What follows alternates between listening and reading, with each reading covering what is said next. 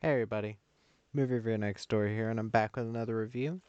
And this time I'm continuing the Psycho quadrilogy with Psycho 2. Now, if you're wondering what this is the Psycho 2 Arrow Video Blu-ray. I have a ton of Arrow Video Blu-rays because they are very high quality. They always have the best transfer available. Um, they're not super expensive when you get them on the discount things. Sometimes they're as cheap as like $7 or $10, and they're amazing additions for the most part. This one has a lot of special features, very nice ones. Um, but yeah, I also have it on this, which I think was about $10, $12 for all four movies. See on the back, Psycho 1, Psycho 2, Psycho 3, Psycho 4, the beginning.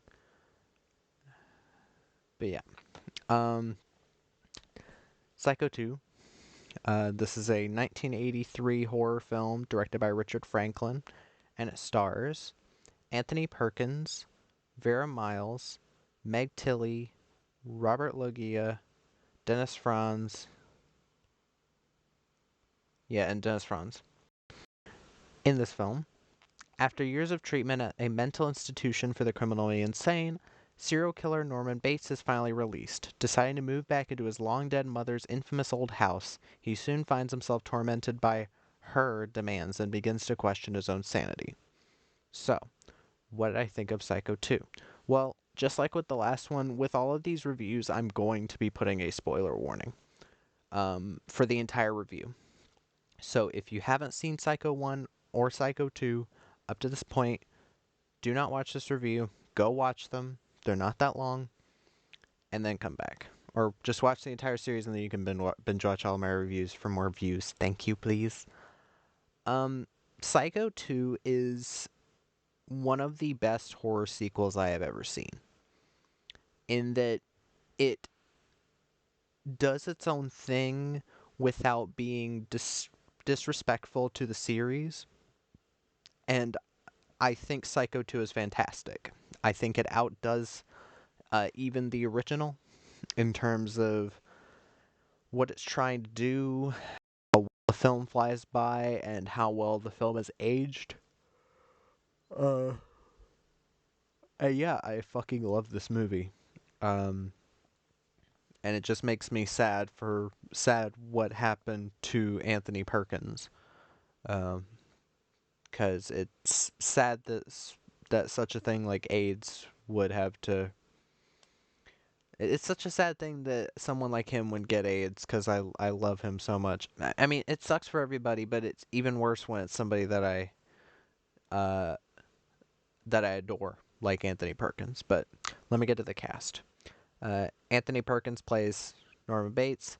I think he outdoes himself performance wise in this film compared to the first. I think I like more that he's playing it now as someone who has been changed through counseling. Um, and I think that he really, how do I put this? I think I was actually rooting for him in this film. That's how well they did it. I was rooting for the man who had killed people in the first movie. Um, and if you watch the movie and watch the way I do, you more than likely understand it. But yeah, Farrah Miles plays Lila Loomis. This is Lila Crane from the first film. She married Sam Loomis, and he's now dead. They never explain what happened to him, but yeah. Uh, I think Vera Miles also does a better performance, gives a better performance in this. She's not in it a ton. She's in the cast over Meg Tilly, I'm guessing, for name recognition, because Meg Tilly was kind of an unknown back then. She's still not a super well known actress, but you see her around. Um, I do think Vera Miles does a great job in this returning role, someone who has a grudge against Norman and thinks he should be put away. She really sells the emotions, and I thought what they did with her character was very interesting. Meg Tilly plays Mary, who is um, she's a coworker of Norman's at the diner he starts working at. I think she gives a decent performance here. She has a couple off moments, but she has a lot of moments of genuine warmth that feel natural. It doesn't feel shoehorned in. And I will give this movie one thing. One thing that a small rewrite would have done would have made Norman and Mary like lovers or like boyfriend and girlfriend, which I'm very glad they didn't go that route because I think that would have come off very creepy. Not because of the age difference or anything, but given what happens later in the film, I think it would be a bit creepy. Robert Loggia plays Dr. Bill Raymond. This is Norman's doctor. I think he does a good job, and Dennis Franz plays Warren Toomey, who has been running the motel since Bates has been away. He also does a good job. He really knows how to play a disgusting, horrible asshole person. He's always been great at that. Asshole cops and drug dealers. He's perfect. But yeah, Psycho 2.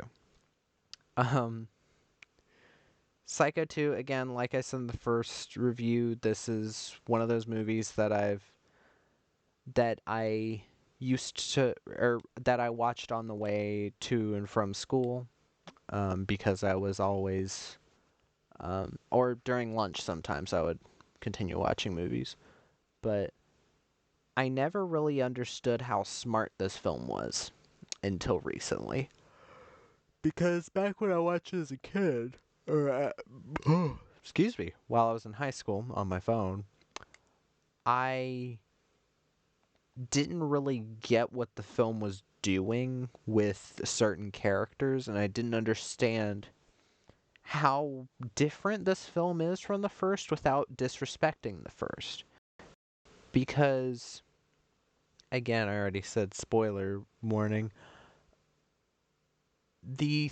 What they do with um, Lila's character, basically making her the villain, where her and Mary, who turns out to be Mary Loomis, her daughter, uh, she turns out to be helping her mom to make Norman go crazy again. Just that twist on the plot where it's almost nothing like the original, but it complements it so well. Because again, you start this movie with Norman Bates leaving the sanitarium and them saying, "Oh, he went crazy and he's been rehabilitated." This film's got a bit of a message on rehabilitation. Does it work? Does it not? I think that's a very interesting thing to think about. Um, and Lila wants him put away for good, so that's what the main twist in this movie, one of the main twists in this movie is that it turns out her and Mary have been deliberately trying to make him go crazy again. And I think that's a very compelling twist because it changes everything that you've seen so far, and it makes a lot of things make sense. And it really gives it a kind of a whodunit thing, or a whodunit. It turns it into a mystery, and I find that so much more compelling than in the first film. You just waiting it out until the reveal at the end. Because in the first, again, I thought it was a decent movie, but I did want more. And something that I've noticed about this film, well, I mean, everybody would notice about this film compared to the first. The first film, the main characters you could say were Marion and Lila Crane. Marion in the first half and Lila in the second half. In this film, you are with Norman from the very beginning. He is your main character. And I think that's a very interesting change because they knew that Norman was the most well-known character from the first. So they decided to expand on his character, expand on what he's going through. He's rehabilitated, he's trying to live his life, and all of this shit starts happening to him. And when you find out that there are these people trying to wrongly convict him of murders when, you know, when he didn't do them, it makes you feel for this guy. There's multiple scenes where you can see this character and the pain that he's going through, not knowing even if he did it, because like he says, he blacked out back when he did those murders, when he turns into his mom, basically. It makes this film so heartbreaking yet terrifying, and it really gets you thinking. And the fact that this was labeled by many critics back in the day as just another slasher, and that it was shitting on the original, and that it dumbed the first one down to a sleazy horror film. Like, do these people hear themselves? Did they watch the movie? If you don't like this movie, whatever. You're entitled to your own opinion. But immediately putting this film down as a cheap cash in. A cheap cash in for who? The first movie was 23 years before this one. Like, even if you didn't see the original, you really wouldn't need to. Because this film, all you'd need to know is that Lila was the sister of one of his victims in the first movie. That's all you need to know. Because throughout the movie, they explain what happened in the first. This film could be treated as a standalone. If I'm being perfectly honest, there's no real reason to watch the first if you watch this one. And I will say, one thing that I do find a bit odd is the beginning of the film. The film starts with the shower scene from the first. Now, I understand that, and the credits play over the house, the Bates house, and the shower scene. And I found that to be a kind of odd choice. It kind of felt like they were just like, oh, remember this? And I will say I wasn't crazy about that. And with the main twist at the end, they could have had excuse me, a few more clues getting up to it. I mean, excuse me. I guess I'll talk about it. It is a spoiler review. Throughout the film, after Lila has died, because Lila does die in the film, she is killed by someone, and I'll reveal who. It is unknown throughout a lot of the movie if Lila is these killing these people and trying to get it blamed on Norman, or if Mary is, or someone else. Maybe Toomey at one. Well, no, never mind, not Toomey, or just someone trying to get him put away. And he constantly is saying, "No, Mrs. Bates wasn't my mother, my real mom." And then at the end, you find out that, what was her name? Miss Spool from the diner, who specifically wanted him working with her, is his real mother. He was born out of wedlock, and she was basically put into a loony bin, and Miss Bates ended up taking care of him.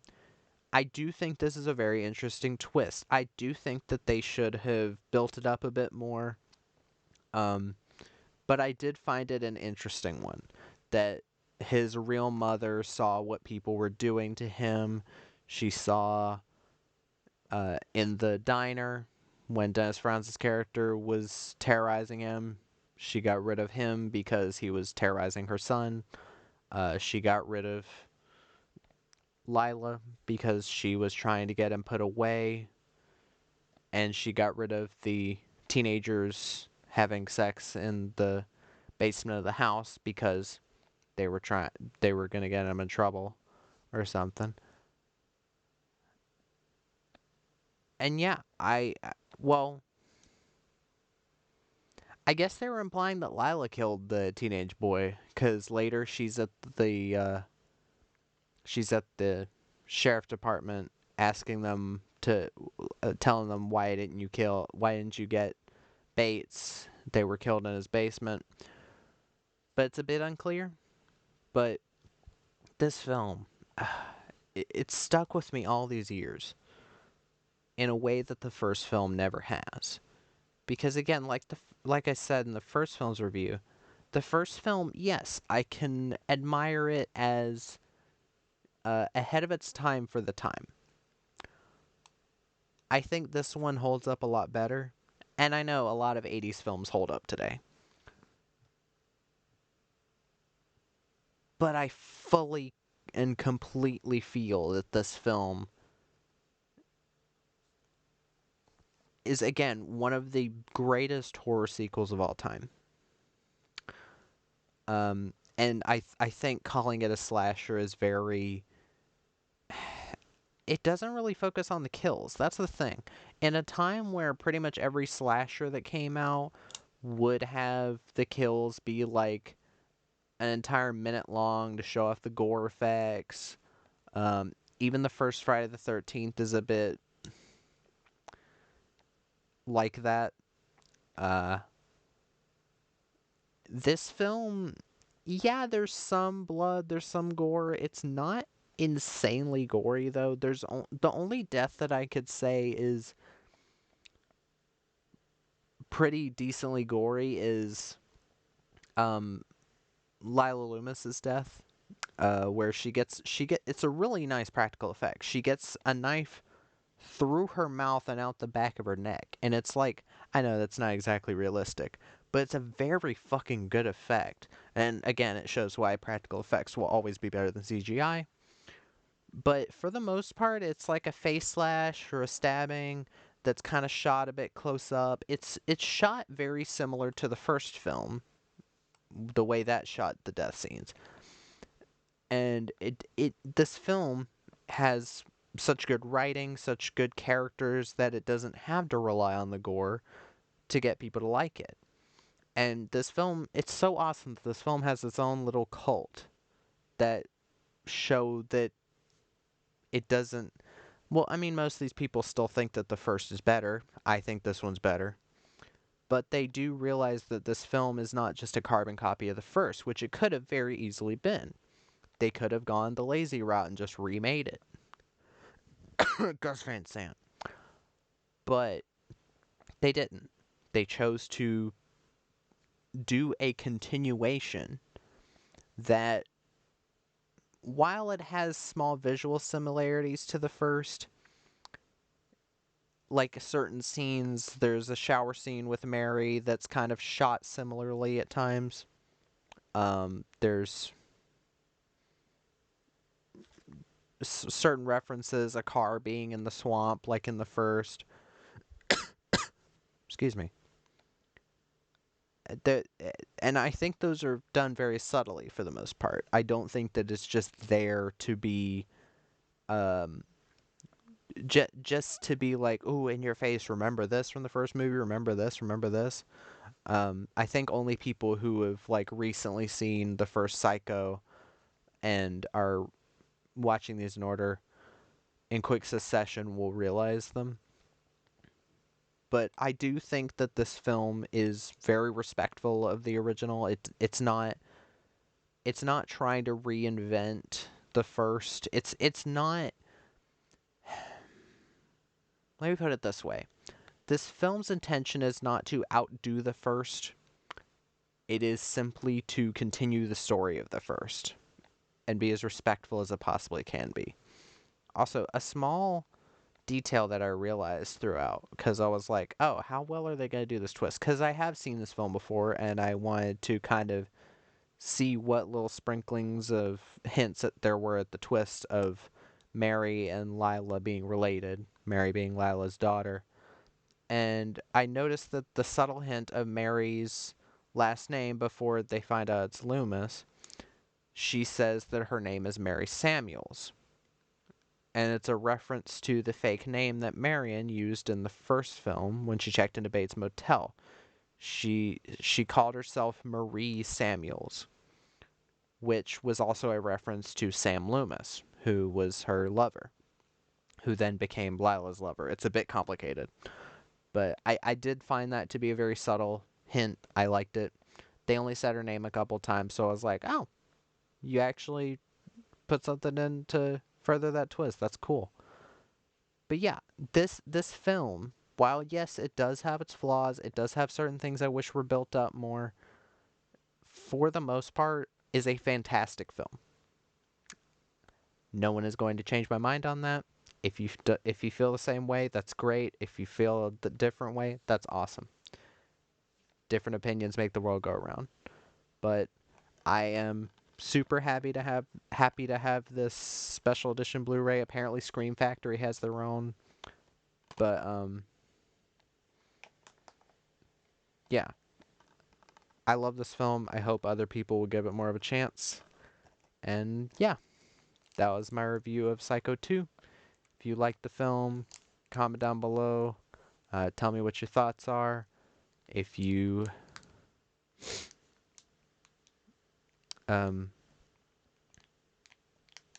sorry.